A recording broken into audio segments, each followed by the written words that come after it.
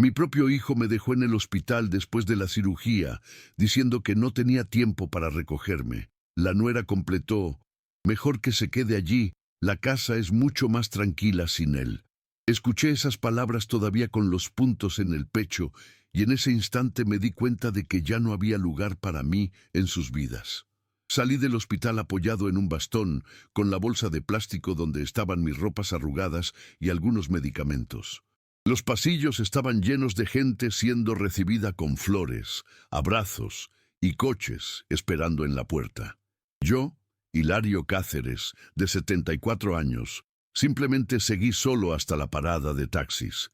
Cada paso parecía un peso enorme, no solo por el reciente corte en la piel, sino por el vacío que se abrió dentro de mí. El taxista me miró por el espejo retrovisor y preguntó si alguien me había dejado allí. Asentí en silencio, intentando tragar el nudo en la garganta. Sentí vergüenza de admitir que mi propia familia me había dado la espalda. Fui hasta mi casa, en Villa Esperanza, y me acosté en el sofá. El reloj marcaba las 8 de la noche y por la ventana veía las luces encendidas de las casas vecinas, escuchando risas y sonidos de cenas familiares. El contraste dolió como un cuchillo. Esa noche, todavía debilitado, recibí una llamada de Diego, mi hijo. Pensé que sería una disculpa, pero no. Solo dijo que, si necesitaba algo, llamara a un vecino. Lucía, su esposa, al fondo, se rió como si fuera una broma. Colgué sin responder. El dolor físico de la cirugía era soportable comparado con el dolor moral de escuchar que mi sangre no tenía lugar para mí. Fue en ese silencio que empecé a tomar conciencia de todo lo que había estado ignorando durante años. ¿Cuántas veces se aprovecharon de mi dinero, del techo que ofrecí, de las cuentas que pagué? ¿Y cuántas veces acepté ofensas disfrazadas de bromas? Tal vez la cirugía no solo había abierto mi pecho, sino también mis ojos. Intenté dormir, pero el teléfono no paraba de sonar con mensajes de conocidos, preguntando si ya estaba en casa, si Diego me había recibido bien. Inventé excusas. Dije que él estaba ocupado, que todo estaba bien. Mentira tras mentira, solo para esconder la vergüenza que sentía. Nadie imagina lo pequeño que puede sentirse un hombre cuando es tratado como un peso muerto por su propia familia. En medio de la madrugada, me levanté de la cama y me senté a la mesa con una taza de té. Allí, solo, empecé a pensar que tal vez esa era la señal de que necesitaba cambiar. Tal vez la vida me estaba mostrando que no era allí, en esas paredes cargadas de ingratitud, donde debía envejecer. Sentí el pecho doler, no solo por la cirugía, sino por el corazón pesado. Antes de continuar, ¿ya pasaste por algo parecido? Dime desde dónde me estás escuchando. Tu mensaje puede darme fuerzas para seguir contando. Al día siguiente, todavía con pasos cortos y dolor en los puntos, caminé hasta la farmacia para comprar los antibióticos que Diego debería haber buscado para mí. La dependienta, una señora llamada Marta, se sorprendió al verme solo. Don Hilario, usted no debería estar acompañado. ¿Dónde está su familia? Sonreí incómodamente, solo diciendo que todos tenían mucho trabajo. Pero por dentro yo gritaba: mi familia no está, nunca estuvo. Volví a casa con las bolsas, y al abrir la puerta sentí el peso de la soledad como nunca. Fue entonces cuando noté algo diferente en mí. Por primera vez, en lugar de esperar a Diego o Lucía, empecé a pensar en cómo vivir sin depender de ellos. Y esa pequeña chispa de pensamiento se convertiría en la llama que cambiaría todo. El tercer día después de mi alta, me di cuenta de que no había recibido ni una sola visita, ni un tazón de sopa, ni una mirada de preocupación. Solo el silencio pesado de una casa que parecía cada vez más grande y más fría. Abrí el álbum de fotos antiguas, donde Diego, todavía niño, sonreía abrazado a mí en el parque, con la cara untada de helado. Sentí las lágrimas quemándome los ojos, porque ese niño parecía haber desaparecido, sustituido por un hombre endurecido, ambicioso e indiferente. Mientras hojeaba el álbum, me di cuenta de cuántos sacrificios había hecho para que él llegara a donde llegó. Fueron décadas de trabajo pesado en la construcción, cargando ladrillos bajo el sol de Albuquerque para que pudiera estudiar, vestirse bien y nunca pasar hambre. Y ahora, cuando más necesitaba un gesto simple, un abrazo, un plato de comida caliente, él prefirió la comodidad del sofá y la risa cruel de su esposa. Una vecina llamada Rosa pasó por delante y me vio sentado solo en el porche. Se detuvo, como quien siente compasión de inmediato, y preguntó si estaba todo bien. Casi respondí la verdad, pero me contuve. Dije solo que me estaba recuperando y que Diego estaba muy ocupado. Ella sonrió, me deseó salud y siguió. Con cada mentira de estas, la herida dentro de mí parecía abrirse aún más. Fue en ese momento que empecé a cuestionarme. ¿Era yo realmente el problema? Como Lucía siempre dejaba escapar en sus comentarios, él solo estorba. Está demasiado viejo. La casa se siente pesada con él cerca. Palabras lanzadas como si no importara, pero que entraban como cuchillas. Y por primera vez empecé a aceptar que tal vez el verdadero problema no era yo, sino el lugar donde estaba intentando encajar. Esa misma noche recibí una llamada de un número desconocido. Era un periodista local que había oído hablar de la negligencia de familias con ancianos después de cirugías. Dijo que buscaba testimonios y que había oído mi nombre de boca de alguien. Dudé en responder, pero confieso que la idea de contar mi historia al mundo me dio una extraña sensación de alivio. Tal vez era la oportunidad de transformar mi dolor en voz. Pasé horas en duda, hasta que, en el silencio de la madrugada, acepté. Volví a llamar y dije que hablaría, pero sin exponer nombres. No quería venganza ciega, solo mostrar cuán cruel es cuando la sangre que tú creaste se transforma en hielo. El periodista se sorprendió. Dijo que sonaba firme, que mis palabras podían ayudar a otros. Por primera vez en mucho tiempo sentí que alguien me escuchaba. A la mañana siguiente vino a mi casa con una cámara pequeña y una grabadora. Nos sentamos en el porche y hablé de todo. De las cuentas que pagué, de las veces que aguanté insultos y de la cirugía que debería haber sido un nuevo comienzo, pero se convirtió en una prueba de abandono. Cada frase parecía arrancar un peso de mi pecho, pero al mismo tiempo aumentaba el dolor de saber que todo era verdad. Mientras la entrevista tenía lugar, vi a Diego entrando en la calle con el coche. Me vio conversando con el reportero, pero ni siquiera se detuvo. Solo aceleró, fingiendo no darse cuenta. Aquello confirmó todo. Ya no había espacio para ilusiones. Si no me quería como padre, tal vez era hora de dejarlo a él también. Esa noche, al acostarme, pensé en algo que nunca me había atrevido a considerar: cambiar mi vida de forma definitiva. Yo era dueño de la casa donde vivía y también de un pequeño terreno que guardaba con cuidado. Hasta entonces, todo estaba a nombre de Diego, como prueba de mi deseo de garantizarle un futuro. Pero el futuro ya había llegado, y él no quería nada más que excluirme. Entonces, por primera vez, pensé en alterar esas escrituras. Este pensamiento fue como una chispa. Sentí miedo, pero también una fuerza diferente naciendo dentro de mí. Tal vez era la vida diciéndome que todavía había dignidad que rescatar. Tal vez era Dios dándome una oportunidad de levantar la cabeza y dejar de ser rehén del desprecio de quien debería amarme. Al día siguiente, me levanté temprano y fui a la oficina de un viejo conocido, un abogado llamado Ernesto Palacios. Él ya me había ayudado años atrás cuando compré mi terreno en Villa Esperanza. Al verme entrar, cojeando y todavía con marcas de la cirugía, frunció el ceño. «Hilario, ¿no deberías estar descansando? ¿Qué te trae aquí tan temprano?» Respiré hondo y dije que necesitaba orientación para cambiar algunas cosas en mis papeles. Le expliqué que todo lo que tenía estaba a nombre de Diego, confiando en que mi hijo cuidaría de mí en el futuro.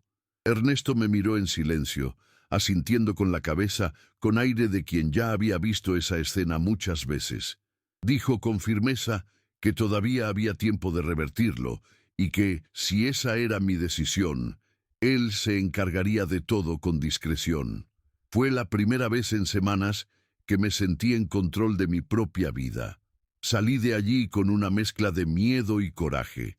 Miedo a la reacción de Diego y Lucía, pero coraje por finalmente poner mis pasos en otra dirección. Pasé por el mercado de vuelta y compré algunas frutas. La chica de la caja me preguntó si me estaba recuperando bien, y sin pensar, respondí que sí. Me di cuenta de que ya no necesitaba inventar excusas. Estaba empezando a escribir una nueva verdad. Esa noche, Diego pasó por casa rápidamente. No vino a verme, ni preguntó por mí. Solo entró en la cocina, cogió unas botellas de vino que estaban en la despensa y se fue sin decir una palabra. Lucía ni siquiera apareció. Fue como si yo fuera un intruso en mi propia casa. Y por increíble que parezca, en lugar de herirme, aquello solo confirmó que estaba en el camino correcto. El domingo siguiente, la entrevista que le di al reportero salió al aire en el noticiero local. No mencionaron nombres, pero hablaron de un anciano abandonado por su familia después de una cirugía cardíaca en Albuquerque. Mostraron imágenes mías de espaldas, sentado en el porche y extractos de mi voz. En el fondo, tenía miedo de la repercusión, pero también sentí un alivio inesperado. Finalmente alguien estaba diciendo en voz alta lo que siempre había escondido. Las reacciones no tardaron. Los vecinos empezaron a mirarme con más cariño. Algunos incluso golpearon la puerta ofreciendo ayuda. Pero la reacción más fuerte fue la de Diego. Esa misma noche me llamó decenas de veces, hasta tarde, sin parar. No atendí ninguna. ¿Por qué debería? No estaba preocupado por mi salud, sino por su propia imagen. Sabía que incluso sin nombres, todos sospecharían de él. Lucía, más audaz, me mandó un mensaje corto y frío. No tienes idea de lo que estás haciendo. Leí aquello en silencio y sonreí amargamente. Sí que tenía idea, y precisamente por eso estaba firme. No responder fue mi primer acto de libertad. Me di cuenta de que ya no necesitaba justificar nada a quien me trataba como un peso. Los días siguientes fueron de reflexión. Me sentaba en el porche todas las tardes, observando a los niños del barrio jugar en la calle, recordando cuando Diego era uno de ellos. Me preguntaba a mí mismo dónde me equivoqué, pero en el fondo ya lo sabía. Me equivoqué al creer que el amor de padre sería suficiente para sostenerlo todo. No me di cuenta de que me había convertido solo en un proveedor, nunca en alguien valorado por quien era. Fue entonces cuando Ernesto me llamó confirmando: los papeles estaban listos. Mis propiedades estaban a mi nombre de nuevo, libres de Diego. Sugirió que pensara en un destino diferente para ellas, tal vez donar parte a una institución local o a personas que realmente lo valoraran. Aquello me conmovió. Por primera vez, vi que podía elegir a quién dejar mi legado. Me acosté esa noche con el corazón pesado, pero no de tristeza, de decisión. Sabía que todavía tendría que enfrentar las consecuencias y que Diego y Lucía no lo aceptarían en silencio. Pero también sabía que no había vuelta atrás. Ya había dado mi primer paso hacia la dignidad que me negaron. 2 días después de la entrevista, Diego finalmente apareció en casa, golpeando la puerta con fuerza. Yo estaba en la sala, tomando mi café, cuando él entró con el rostro rojo de rabia. «Padre, ¿qué hiciste? Todo el mundo está comentando. ¿Te parece bonito ir por ahí haciéndote la víctima?», dijo caminando de un lado a otro. Me quedé en silencio. El simple hecho de no responder pareció irritarlo aún más. Lucía apareció justo después, sin saludar, con los brazos cruzados y esa mirada fría que me atravesaba. «Si querías atención, enhorabuena. La conseguiste. Ahora todos piensan que somos monstruos. Ella decía eso como si la preocupación fuera por la injusticia que cometieron, pero la verdad era clara, solo les importaba su propia reputación. Yo respiré hondo y dije con calma, si ustedes se sienten retratados, tal vez es porque reconocieron sus actitudes. Yo no dije ningún nombre. El silencio se apoderó de la sala. Diego me miró con rabia contenida, pero no respondió. Por primera vez, vi que mis palabras tenían peso. No estaban acostumbrados a escucharme, solo a usarme. Esa noche me quedé solo de nuevo, pero había algo diferente dentro de mí. Ya no me sentía solo como un anciano descartado, sino como un hombre que había recuperado parte de su voz. Pensé en cómo muchas veces el silencio puede ser más fuerte que cualquier grito, y decidí que mantendría ese camino. 2 días después, Lucía volvió sola. Se sentó frente a mí y, en un tono casi ensayado, dijo, «Mira, tal vez exageramos, pero no es justo que toques las escrituras o los testamentos. Eso sería una traición, después de todo lo que hicimos». Quise reírme. ¿Qué todo era ese?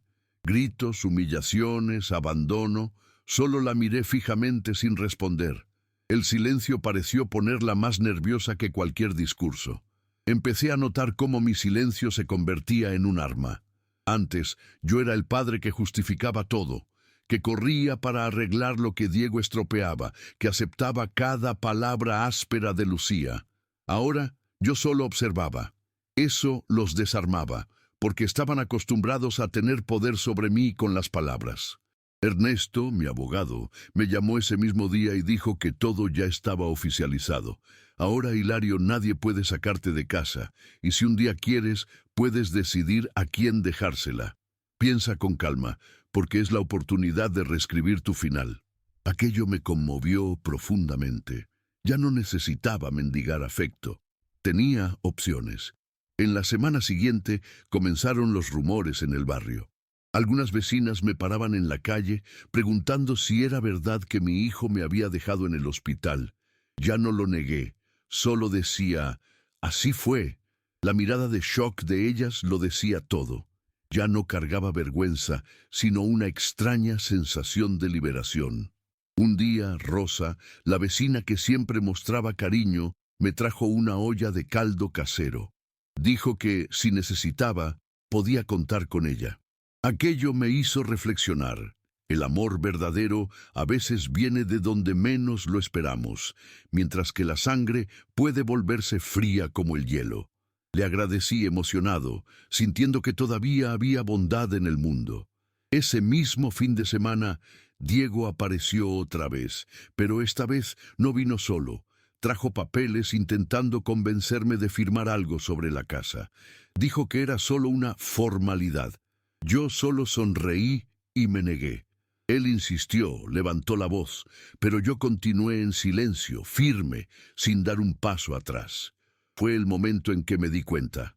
Mi dignidad había vuelto. Después de ese intento de empujarme papeles para firmar, me di cuenta de que Diego y Lucía estaban desesperados. No tenían interés en mí, sino en lo que yo representaba. La casa, el terreno, la seguridad financiera que sustentaba su comodidad. Ese descubrimiento dolió, pero también me dio fuerzas. Ya no podía negar la verdad. Empecé a notar cómo intentaban manipular las situaciones. Diego venía con un tono más agresivo, intentando intimidarme, mientras Lucía aparecía con palabras dulces, fingiendo preocupación. Pero bastaba que yo negara cualquier pedido para que el veneno volviera a salir de su voz. Yo observaba todo en silencio, como quien asiste a una obra repetida, ya sabiendo el final. En una de esas conversaciones, Diego llegó a decir, «Padre, usted está viejo, no entiende de papeles, deje que yo me encargue». Respiré hondo y respondí solo, «Entiendo más de lo que imaginas». La expresión de sorpresa en su rostro fue algo que nunca olvidaré. Por primera vez, parecía percibir que yo ya no era aquel hombre frágil y sumiso. En los días siguientes, procuré ocuparme con pequeñas cosas. Caminaba hasta la plaza, Me sentaba en los bancos para ver a los niños jugar, intercambiaba palabras con vecinos. El simple gesto de estar allí, de no esconderme, ya era una victoria. Antes me encogía con vergüenza del abandono. Ahora dejaba que el mundo viera quién era yo. Un domingo por la tarde, Rosa me llamó para almorzar en su casa. Acepté con cierta duda, pero fue una de las mejores decisiones que tomé. Me senté a la mesa con su familia, probé la comida simple y sabrosa y escuché risas sinceras. Aquello calentó mi corazón. Me di cuenta de que todavía podía tener compañía, que no estaba condenado a la soledad. Fue durante ese almuerzo que alguien comentó: «Lo vi en la TV, Hilario. Su coraje me emocionó. Muchos pasan por lo mismo, pero no tienen voz». Sentí un nudo en la garganta. Nunca imaginé que mi desahogo pudiera llegar tan lejos. Tal vez mi historia serviría de alerta para otras familias. Si has llegado hasta aquí, cuéntame en los comentarios, ¿de qué ciudad o país sigues esta historia? Saberlo me ayuda más de lo que imaginas. De vuelta a casa, me encontré a Diego esperándome en el portón. Tenía la expresión cargada, casi furiosa. Dijo que yo estaba avergonzando a la familia, que todos estaban comentando. Yo solo sostuve firmemente el bastón y respondí con calma: «La vergüenza no es mía, Diego, es de quien abandona». Él se quedó sin palabras y por primera vez vi sus ojos flaquear. Esa noche, solo en mi cuarto, pensé en cuánto la vida había cambiado de arriba abajo en pocas semanas. De padre orgulloso y dedicado, pasé a ser visto como una carga. Pero ahora, en silencio, empezaba a levantarme de nuevo. Y cada gesto, cada palabra que negaba, era como un ladrillo reconstruyendo mi dignidad. Me dormí con una paz extraña, sabiendo que todavía vendría una tormenta. Diego y Lucía no aceptarían perder el control tan fácilmente, pero en el fondo yo ya estaba preparado. Tenía mis papeles, tenía mi decisión y sobre todo me había reencontrado a mí mismo. En los días siguientes, Diego comenzó a aparecer con más frecuencia, siempre con un pretexto. A veces decía que quería ver cómo estaba, pero rápidamente el tema se desviaba hacia documentos, cuentas o propiedades. Yo percibía claramente que la preocupación no era por mí, sino por lo que él temía perder. Era doloroso ver cómo el amor se había transformado en interés, pero yo ya no me dejaba engañar. Lucía, por su parte, intentaba usar otra táctica. Venía sola, se sentaba en la cocina y empezaba a hablar de lo difícil que era cuidar de la casa, de cómo sus hijos, mis nietos, necesitaban estabilidad. Lanzaba frases calculadas como: «Imagínate si un día esta casa no fuera de ellos». Yo solo miraba la taza de café y no respondía. Mi silencio parecía ponerla más nerviosa que cualquier pelea. Hubo un día en que Diego perdió la paciencia del todo. Me gritó diciendo que yo estaba siendo ingrato, que había olvidado todo lo que él había hecho por mí. Tuve ganas de preguntar qué exactamente había hecho, pero me contuve. Solo dije: «Hijo, el tiempo muestra quién es quién». Él golpeó la puerta al salir, dejando un silencio pesado detrás de sí. Sin embargo, cada explosión de él confirmaba aún más mi decisión. Yo ya no veía motivo para retroceder. La cirugía me había dejado frágil, pero también me había mostrado que la vida es demasiado corta para ser vivida como una sombra. No podía mendigar más amor de quien no quería dármelo. Empecé a encontrar pequeñas alegrías en gestos simples. Rosa seguía trayendo comida de vez en cuando y a veces nos quedábamos conversando en el porche hasta tarde. Era bueno sentir que a alguien le importaba. No por lo que yo tenía, sino por lo que yo era. Aquello me recordaba que el mundo no estaba hecho solo de ingratitud. Una tarde, mientras arreglaba papeles antiguos, encontré una carta de mi difunta esposa, escrita años atrás. En ella decía: «Hilario, cuida de lo que es tuyo, pero no te olvides de cuidar de ti mismo». Leí esas líneas varias veces, sintiendo como si hubieran sido escritas para ese exacto momento. Era casi un recordatorio del cielo, diciéndome que estaba en el camino correcto. Diego volvió algunos días después, esta vez más calmado. Incluso trajo un pastel, como si fuera una visita amistosa, pero pronto mostró el verdadero motivo. Puso sobre la mesa un contrato, diciendo que era para facilitar la transferencia de responsabilidades. Yo ni siquiera lo leí, solo empujé el papel de vuelta y dije, no. La expresión de él cambió al instante, y entendí que ese sería un punto sin retorno. Esa noche me quedé pensando en cuánto estaban dispuestos a manipular. Ya no había duda, no era amor, era interés, y si todavía tenía alguna ilusión, se disolvió allí. Era hora de preparar la próxima etapa. No solo protegerme, sino garantizar que ellos no tuvieran cómo usarme nuevamente. Hablé con Ernesto al día siguiente y le pedí que organizara una reunión formal para ajustar los detalles finales de la escritura. Quería que todo fuera transparente, sin margen para impugnaciones. Él me garantizó que lo haría con sigilo, pero con firmeza. Al colgar el teléfono, sentí una mezcla de ansiedad y paz. Era como si finalmente estuviera tomando las riendas de mi vida. En el porche, mirando el cielo enrojecido del atardecer, pensé, a veces es necesario perder casi todo para entender lo que realmente importa. Yo ya había perdido la confianza en mi propio hijo, pero estaba ganando algo que no tiene precio: mi libertad. Algunos días después, Ernesto me llamó y dijo que todo estaba listo para la reunión. Él había preparado los documentos de forma incontestable. La casa y el terreno estaban a mi nombre, y yo podría destinarlos a quien quisiera. La decisión ya estaba tomada en mi corazón, pero escuchar aquello en voz alta me trajo una sensación de poder que no sentía en años. Era como si hubiera recuperado algo que había sido robado en silencio: mi dignidad. Esa noche, Diego apareció de sorpresa. Entró sin llamar, como siempre hacía, y fue directo al grano. Padre, necesitamos hablar. Me estás dejando fuera de las decisiones, y eso no es justo. Lo escuché en silencio, observando cómo se debatía consigo mismo entre la rabia y la necesidad de controlar la situación. Cuando terminó, solo dije, no te estoy dejando fuera, solo estoy cuidando de lo que es mío.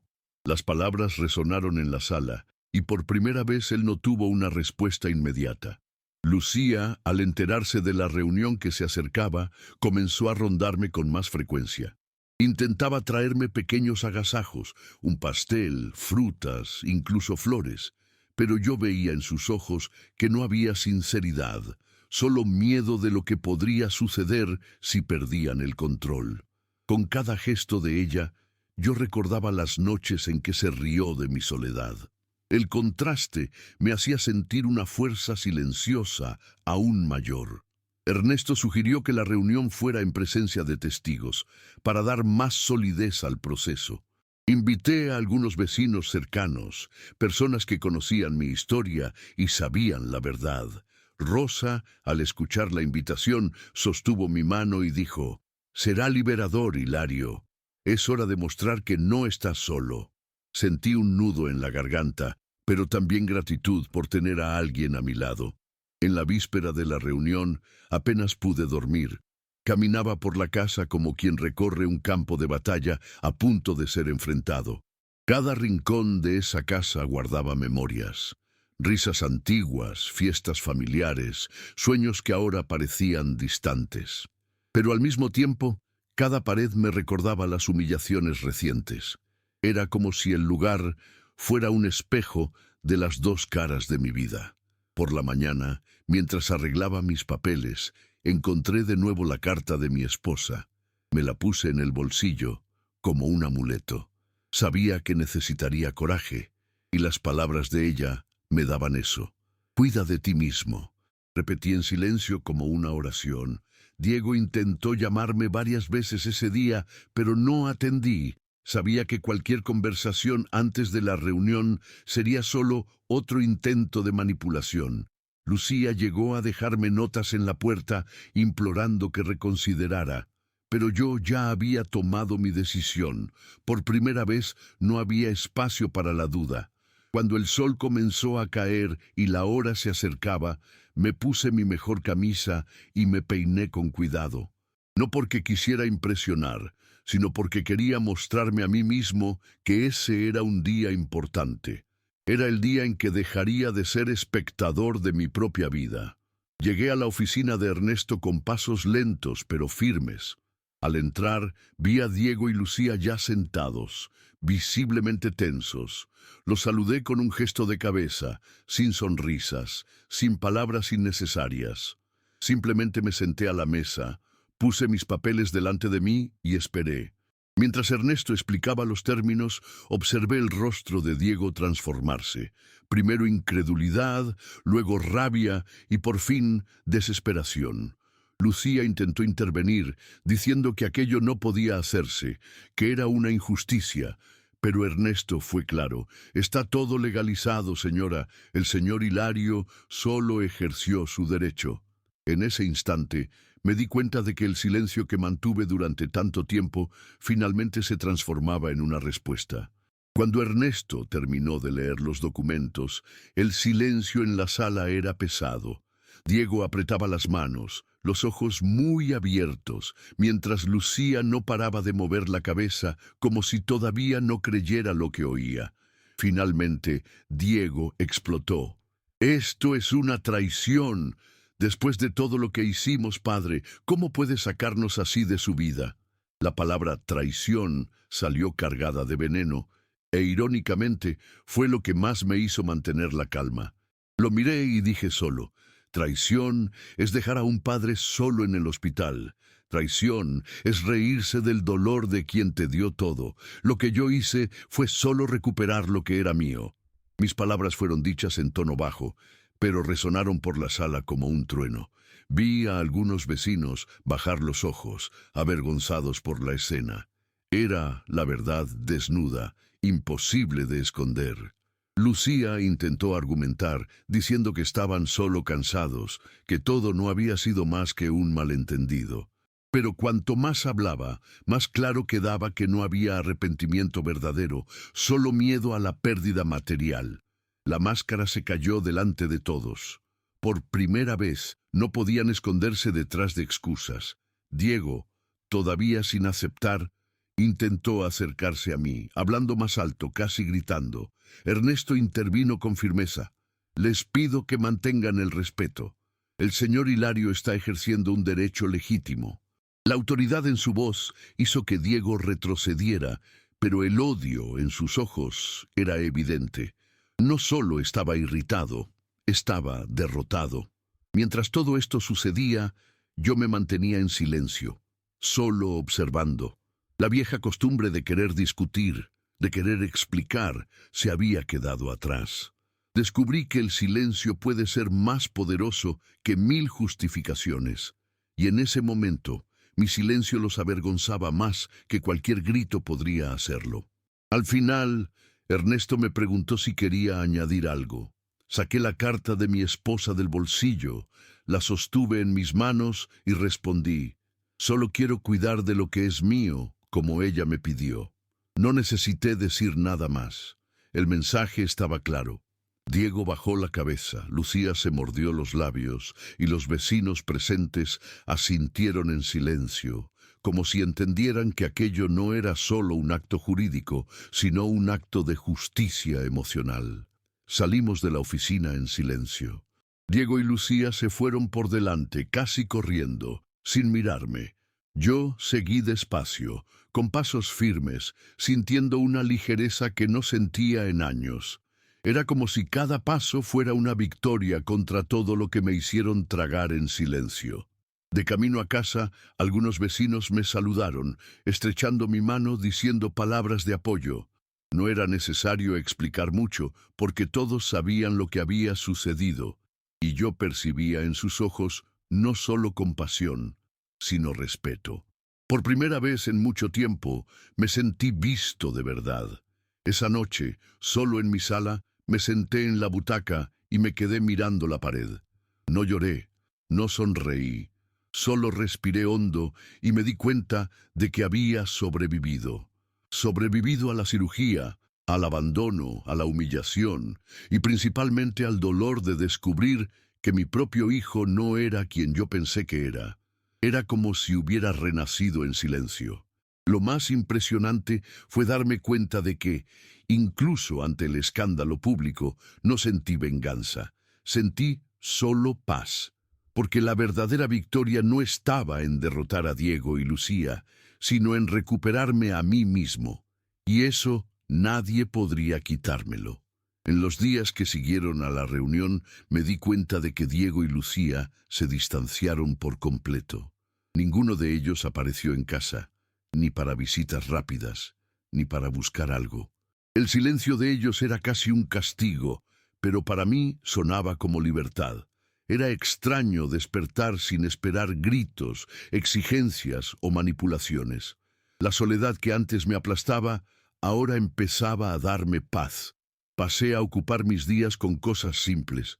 Me levantaba temprano, hacía café, salía a caminar despacio por las calles de Villa Esperanza. Poco a poco fui siendo saludado por personas que antes ni me notaban. La entrevista en el noticiero todavía repercutía, y muchos me veían como un ejemplo de coraje. Yo no buscaba reconocimiento, pero sentí que mi historia había tocado corazones. Una tarde, Rosa me invitó a ayudarla a cuidar de un pequeño jardín comunitario en el barrio. Acepté sin pensarlo 2 veces. Mientras removíamos la tierra, conversábamos sobre la vida, sobre pérdidas y nuevos comienzos. Fue allí donde me di cuenta de que todavía tenía mucho que ofrecer, que mi valor no estaba en ser dueño de una casa o proveedor de bienes, sino en estar presente, en compartir experiencias y afecto. También volví a frecuentar la pequeña iglesia del barrio, donde hacía años que no entraba. El sacerdote, al verme, preguntó si necesitaba ayuda espiritual. Yo solo dije, necesito aprender a perdonar. No era fácil, pero sabía que guardar rencor me ataría al pasado.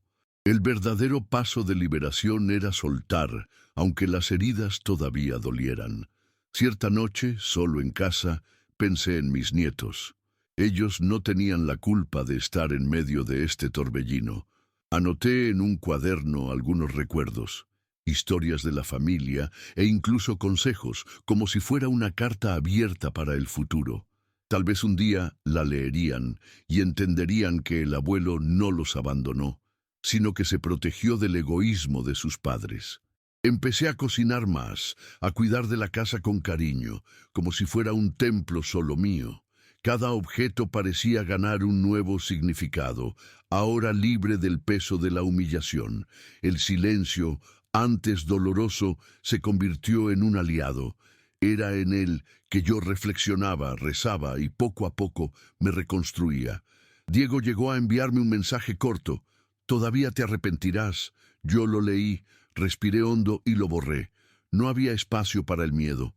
El hombre que yo era antes habría temblado, tal vez incluso cedido. Pero el Hilario que renació después de la cirugía y después de la traición ya no se dejaba abatir por amenazas vacías.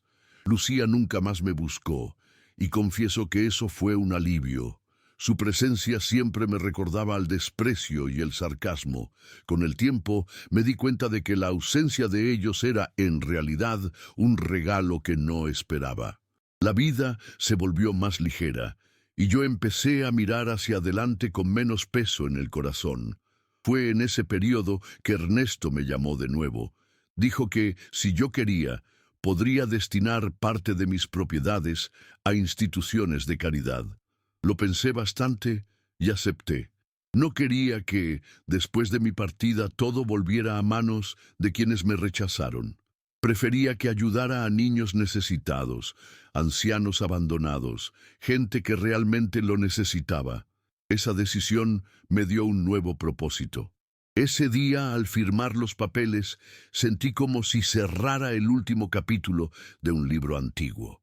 Miré al cielo y agradecí en silencio a mi esposa. Había cuidado de mí, como ella me pidió.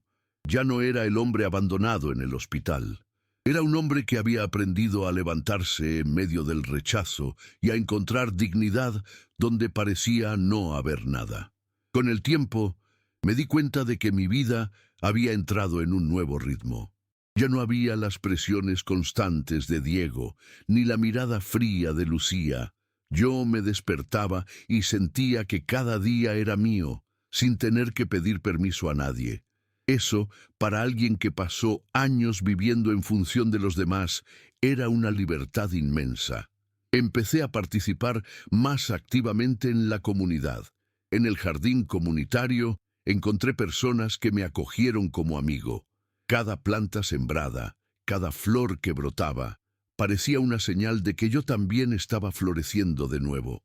Yo que creí que mis últimos años serían de humillación y soledad, descubrí que todavía había espacio para nuevas alegrías.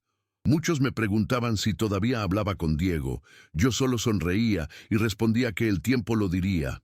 Dentro de mí, sabía que ya no guardaba odio, solo distancia. Aprendí que perdonar no significa aceptar de nuevo a quien nos lastima, sino soltar el peso que cargamos. Y en ese proceso, mi corazón se sentía más ligero. Las noches, que antes eran de angustia, pasaron a ser de reflexión serena. Me sentaba en el porche mirando las estrellas, recordando todo lo que viví. Pensaba en la cirugía, en el dolor de ser dejado en el hospital y también en el momento en que decidí levantarme. Era como si cada recuerdo fuera una prueba de que, incluso herido, todavía había dentro de mí una llama que nunca se apagó. Fue en una de esas noches que recibí una visita inesperada. Rosa trajo un pastel y dijo que su familia me consideraba como parte de ellos. Sentí los ojos humedecerse. La vida me quitó un pedazo de mi familia de sangre, pero me devolvió otra, hecha de personas simples, pero sinceras. A veces, el destino nos muestra que los lazos verdaderos no necesitan apellidos. Con el paso de los meses, la repercusión de la entrevista disminuyó, pero dentro de mí quedó la certeza de que mi voz había marcado la diferencia. No solo para mí, sino tal vez para otros que sufrían en silencio. Descubrí que compartir el dolor puede ser un camino para transformarlo en fuerza. Si esta historia ha tocado tu corazón, comenta desde dónde me sigues. Saber que mis palabras viajan tan lejos me trae consuelo. Hoy, al mirar hacia atrás, no me veo como víctima, sino como sobreviviente. Sobreviví no solo a la cirugía, sino al abandono, a la frialdad y a la ingratitud. Y sobre todo, sobreviví a la tentación de perderme a mí mismo. Ahora vivo con sencillez, rodeado de nuevas amistades y de un propósito mayor. Lo que construí en vida no será herencia para quien me rechazó, sino para quien lo necesita. Esa es mi forma de transformar el dolor en legado y el silencio en respuesta. Y cuando me preguntan si todavía tengo esperanza en la familia, respondo con serenidad. La esperanza nunca muere, pero hoy se dirige a mí mismo, porque aprendí que al final, el mayor acto de amor es no abandonarse a uno mismo.